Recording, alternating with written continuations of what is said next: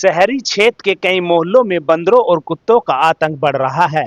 शहर के मोहल्ला प्रेमपुरी निवासी एक 76 साल के बुजुर्ग चिकित्सक डॉक्टर ओमपाल सिंह वर्मा अपने मोहल्ले में बंदरों और कुत्तों के आतंक से परेशान लोगों की पीड़ा लेकर शिव चौक पर पहुंचे, जहां पर आए प्रमुख समाजसेवी मनीष चौधरी को देखकर उन्होंने अधिकारियों और जनप्रतिनिधियों के द्वारा लोगों की इस समस्या की अनदेखी किए जाने पर रोष प्रकट करते हुए इसके समाधान के लिए सहयोग मांगा।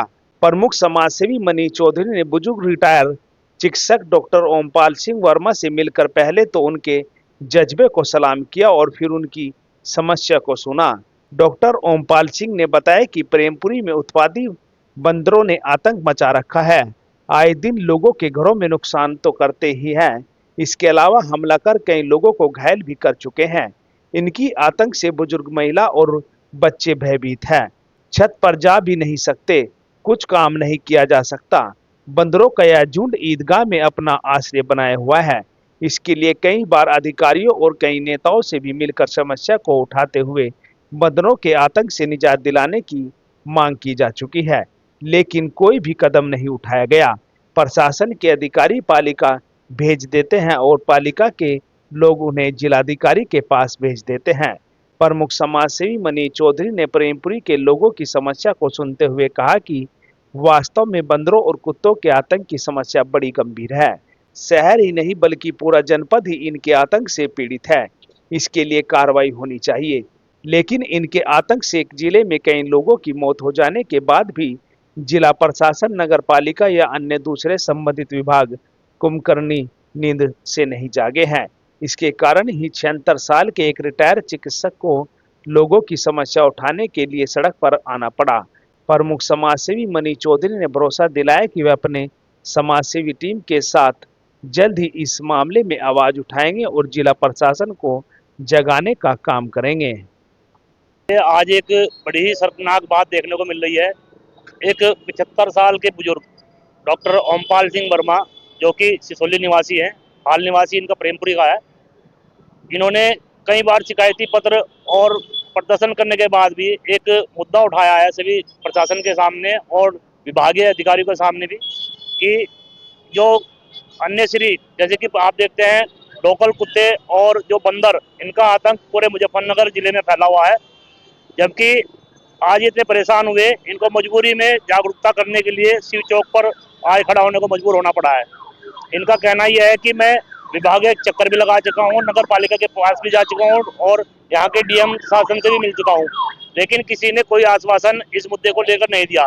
जबकि नगर पालिका में भी इस कार्य को लेकर बजट पास होता है, पता नहीं चेयरमैन किस अंधकार में गुम हो गई है कि वो इन जो जो यहाँ की समस्या, जनता की समस्या है जिससे लोग बिल्कुल परेशान हैं, बिल्कुल ध्यान नहीं दे रही है। लेकिन वहाँ से भी आश्वासन इनको कोई नहीं मिला, वहाँ भी ये पहुंचे। इसके बाद ये विभागीय कर्मचारी के पास पहुंचे, वन विभाग अधिकारी के। उन्होंने भी ये कहा कि हमारा बंदरों को पकड़ने की टीम ये तो शामली से आती है या मेरठ से आती है, हमारे मुजफ्फरनगर में इसकी कोई व्यवस्था नहीं है।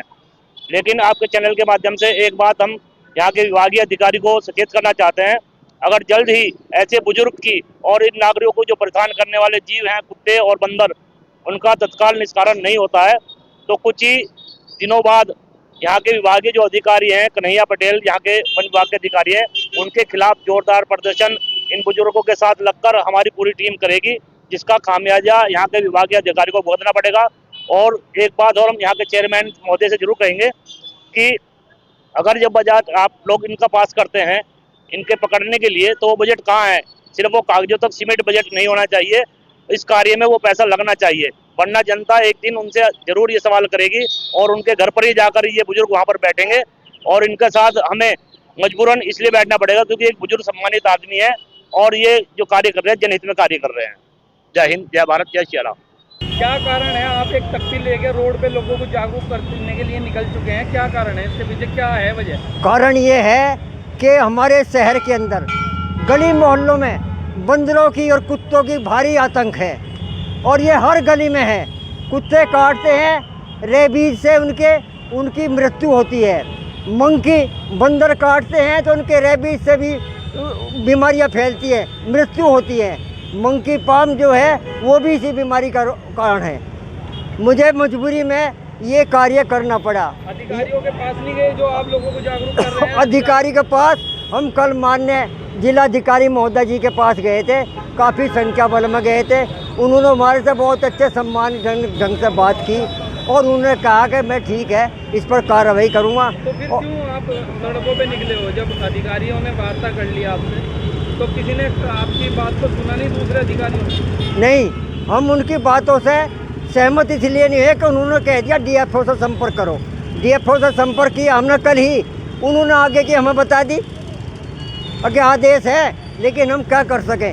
प्राइवेट उन्होंने लिस्ट दे दी, शामली में सहारनपुर बंदर पकड़ने वाले हैं, 15 रुपये दे कर बंदर पकड़वा लो। मगर जिला प्रशासन क्या करेगा इस पर? बताओ, इस पर क्या जवाब दें? कितने वर्ष के हैं आप? मैं 76 साल का, इस 15 अगस्त को हो गया। 1948 में मैं पैदा हुआ था 15 अगस्त को। आप जो इतने बुजुर्ग हैं फिर भी सड़कों पर लोगों को जागरूक कर रहे हैं, हाँ। क्या अधिकारी आपकी बातों से जागरूक नहीं हुए? भाई तो जागरूक तो होने की बात यह है, आवाज़ हमने कल भी उठाई, पहले भी उठाई, उठाते रहेंगे और ये आवाज़ जाएगी, दूर तक जाएगी। आप ये कब तक चलेगा आपका ये? जब तक भी समाधान नहीं होगा तब तक हम प्रयास करेंगे। कहाँ कहाँ लेकर जाएंगे आप ये तख्ती? कहाँ कहाँ तक के लोगों को जागरूक करोगे? जागरूक हम जितना भी संभव होगा उतना करेंगे।